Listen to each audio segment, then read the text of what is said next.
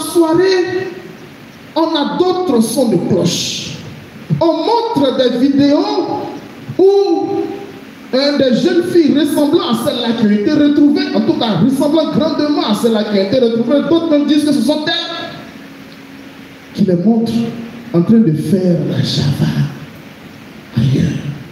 Et donc, quand je parlais, il y a un frère qui me disait, mais mon père, la génération, nos enfants d'aujourd'hui, nos enfants sont pourris. Je dis non. Si le fruit est pourri, c'est que l'arbre alors.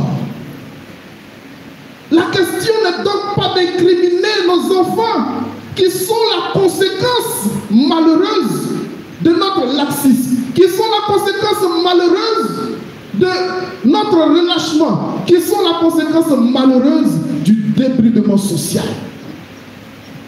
Si nous avons ces résultats-là, c'est parce que nous avons échoué, nous leurs parents. Le fruit ressemble à l'arbre. Si le fruit n'est pas bon, ça veut dire que l'arbre lui-même a des questions à se poser. Si le fruit n'est pas bon, ça veut dire que l'arbre a en lui des vices cachés. Et puis, il y a quelqu'un qui disait, mais parmi nous, si on fait sortir nos téléphones qu'on fuit dedans, qu'est-ce qu'on va découvrir? Et puis on a commencé à rire. Alors j'aimerais vous poser la question, si on fait sortir tout sur notre téléphone, qu'est-ce qu'on va découvrir? Est-ce qu'on va découvrir des éléments qui peuvent nous aider à nous redresser devant le Seigneur? Ou est-ce qu'on va découvrir d'autres choses qui nous maintiennent courbés? Redressez-vous, levez-vous, car votre rédemption est proche. Frères et sœurs, redressons-nous, levons-nous, car les temps sont mauvais. Les temps sont mauvais et il faut que plus que jamais le jour du Seigneur survienne. Il faut que plus que jamais la lumière de la parole de Dieu touche tous les confins de notre existence, dans nos familles, dans le cœur de nos enfants, dans nos écoles, partout. Il faut que le jour du Seigneur arrive pour consumer ce qui ne confesse pas son nom.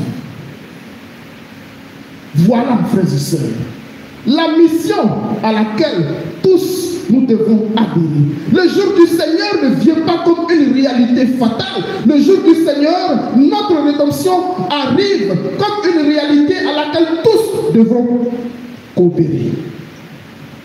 Tous devront participer. Et par quoi? Par le travail. C'est ce que Saint Paul dit dans la deuxième lecture. Le jour du Seigneur n'est pas une réalité à attendre les bras croisés. Le Seigneur nous a donné l'évangile. Que faisons-nous de cet évangile? L'évangile ne se donnera pas tout seul. La parole de Dieu ne se communiquera pas toute seule. C'est par notre travail. Il y a un auteur qui disait, le travail, c'est l'amour. Autrement dit, le travail, c'est Dieu, car Dieu est amour.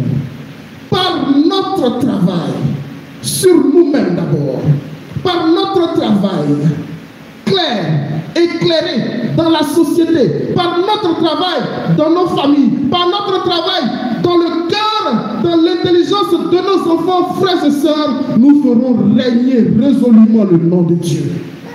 Je prie le Seigneur que chacun de nous prenne conscience de l'ampleur, de la gravité, de la portée de cette charge, et qu'aujourd'hui il se lève. Qu'il dise, je me lève Seigneur pour mon foyer. Je me lève Seigneur pour mon épouse. Je me lève Seigneur pour mon époux.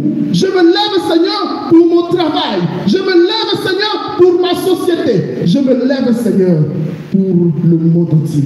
Parce que ta parole, ton règne doit survenir résolument. Que Dieu te bénisse, mon frère, ma soeur. Que l'Esprit du Seigneur t'aide à te redresser, à te lever, pour que le nom de Dieu triomphe, lui qui est Dieu, aujourd'hui et pour les siècles des siècles. Amen.